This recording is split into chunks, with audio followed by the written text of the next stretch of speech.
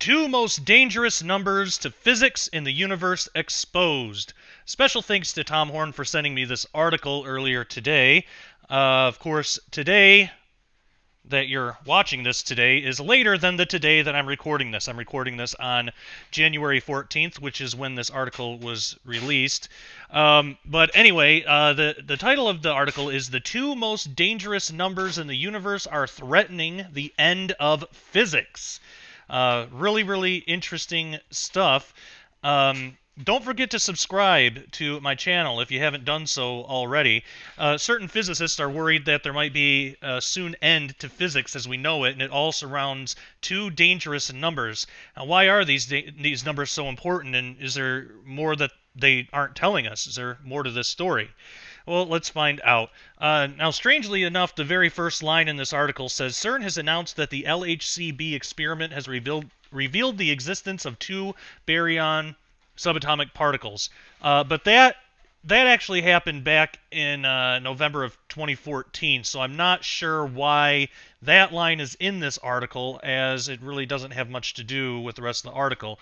But continuing on, a deeply disturbing and controversial line of thinking has emerged within the physics community. It's the idea that we are reaching the absolute limit of what we can understand about the world around us through science. The next few years may tell us whether we'll be able to continue to increase our understanding of nature, or whether, maybe for the first time in history of science, we could be facing questions that we cannot answer. Harry Cliff, a particle physicist at the European Organization for Nuclear Research, better known as CERN, said during a recent TED Talk in Geneva, Switzerland, equally frightening is the reason for this approaching limit, which Cliff says is because the laws of physics forbid it. At the core of Cliff's argument are what he calls the two most dangerous numbers in the universe. These numbers are responsible for all the matter, structure, and life that we witness across the cosmos. And if these two numbers were even slightly different, says Cliff, the universe would be an empty, lifeless place. So dangerous number one, the strength of the Higgs field. The first dangerous number on Cliff's list is a value that represents the strength of what physicists call the Higgs field, an invisible energy field not entirely unlike other magnetic fields that permeates the cosmos. As particles swim through the Higgs field, they gain mass to eventually become the protons, neutrons, and electrons comprising all of the atoms that make up you, me, and everything we see around us. Without it, we wouldn't be here. We know with near certainty that the Higgs field exists because of a groundbreaking discovery in 2012 when CERN physicists detected a new elementary particle called the Higgs boson. According to the theory, you can't have a Higgs boson without a Higgs field. But there's something mysterious about the Higgs field that continues to perturb physicists like Cliff. According to Einstein's theory of general relativity and the theory of quantum mechanics, the two theories in physics that drive our understanding of the cosmos on incredibly large and extremely small scales, the Higgs field should be performing one of two tasks, says Cliff. Either it should be turned off, meaning it would have a strength value of 0 and wouldn't be working to give particles mass, or it should be turned on, and, as the theory goes, this on value is absolutely enormous, Cliff says, but neither of those two scenarios are what physicists observe. In reality, the Higgs field is just slightly on, says Cliff. It's not 0, but it's 10,000 trillion times weaker than its fully on value, a bit like a light switch that got stuck just before the off position. And this value is crucial. If it were a tiny bit different, then there would be no physical structure in the universe. Why the strength of the Higgs field is so ridiculously weak defies understanding. Physicists hope to find an answer to this question by detecting brand new particles at the newly upgraded particle accelerator at CERN. So far, though, they are still hunting. Now, I find that really interesting because I recently wrote a book. It's off to the publisher. It's not out yet, but should be soon. And one of the chapters deals with what is called the Higgs field doomsday. And it's because the Higgs field is on such a strange energy level that if it were to fluctuate even slightly, it could cause the Higgs field to careen into the energy that on the fully on position, where it wants to be, the full energy, which would create, well, essentially a black hole, but it's more than that. The universe would become a true vacuum. Right now, the universe isn't a true vacuum. Empty space isn't really empty, as they say, but really what they should say is empty space doesn't exist, or empty space isn't real. What we call empty space is actually full of virtual particles, and the Higgs field, actually something like 57 or 58 different quantum fields, and all sorts of stuff. So it's not really a true vacuum. A true vacuum would be absolutely devastating to the universe. Nothing physical could exist in it. And if the Higgs field were to increase, or if it were to careen into this higher energy level where it prefers to be, then that's what would happen. The universe would basically be ripped apart and turned into the true vacuum, and nothing would survive.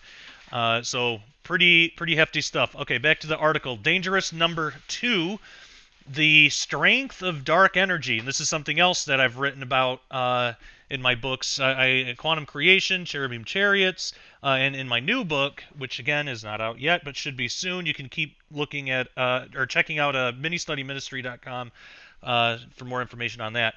It says the distribution of dark matter is shown in blue and the gas distribution in orange, and it's talking about a picture.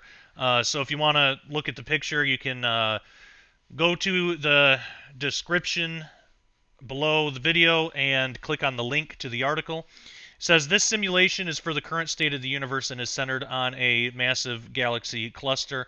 The region shown is about 300 million light years across. Cliff's second dangerous number doubles as what physicists have called the worst theoretical prediction in the history of physics.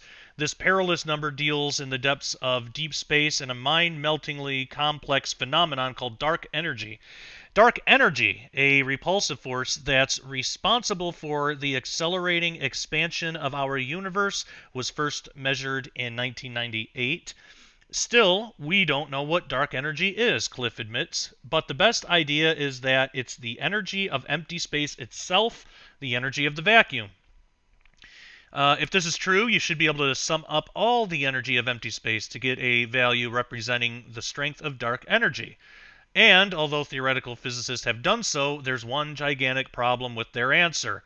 Dark energy should be 10,120 times stronger than the value we observe from astronomy, Cliff said. This is a number so mind-boggling huge that it's impossible to get your head around. This number is bigger than any number in astronomy. It's 1,000 trillion times bigger than the number of atoms in the universe. That's a pretty bad prediction. On the bright side, we're lucky that dark energy is smaller than theorists predict. If it followed our theoretical models, then the repulsive force of dark energy would be so huge that it would literally rip our universe apart. The fundamental forces that bind atoms together would be powerless against it, and nothing could ever form. Galaxies, stars, planets, and life as we know it would not exist. On the other hand, it's extremely frustrating that we can't use our current theories of the universe to develop a better measurement of dark energy that agrees with existing observations. Even better than improving our theories would be to find a way that we can understand why the strength of dark energy in the Higgs field is what it is. Cliff said there is one possible way to get some answers, but we might never have the ability to prove it. If we could somehow confirm that our universe is just one in a vast multiverse of billions of other universes, then suddenly we can understand the weirdly fine-tuned values of these two dangerous numbers, because in most of the multiverse, dark energy is so strong that the universe gets torn apart, or the Higgs field is so weak that no atoms can form, Cliff said. To prove this, physicists need to discover new particles that would uphold radical theories like string theory, which predicts the existence of a multiverse. Right now, there's only one place in the world that could possibly produce these particles if they exist, and that is the Large Hadron Collider at CERN. and physicists only have 2 to 3 years before CERN shuts the LHC down for upgrades. If we haven't found anything by then, Cliff said, it could signal the beginning of the end. We may be entering a new era in physics, an era where there are weird features in the universe that we cannot explain, an era where we have hints that we live in a multiverse that lies frustratingly beyond our reach, an era where we will never be able to answer the question, why is there something rather than nothing? And of course, me, I would just say, look in the Bible, there's your answers, but that's coming from a Christian. So, all right, if you have not done so already, subscribe to my channel. We do a lot of videos like this. We do them every day. And leave a comment. I want to know what you think about this. What is dark energy? What is what's the deal with the Higgs field? I have my own theory about dark energy, and it's just a thought. I don't really know for sure. But I wrote about that in my new book. Maybe I'll do a video on it sometime. But it has to do with entropy and time and some different things. But again, it's just an idea, and it's speculative and probably wrong. But but that's okay. It's fun to think about these things. Leave a comment, subscribe, share this with your friends and family. I'd love to know what you think. Thank you for watching, and as always, take care and God bless.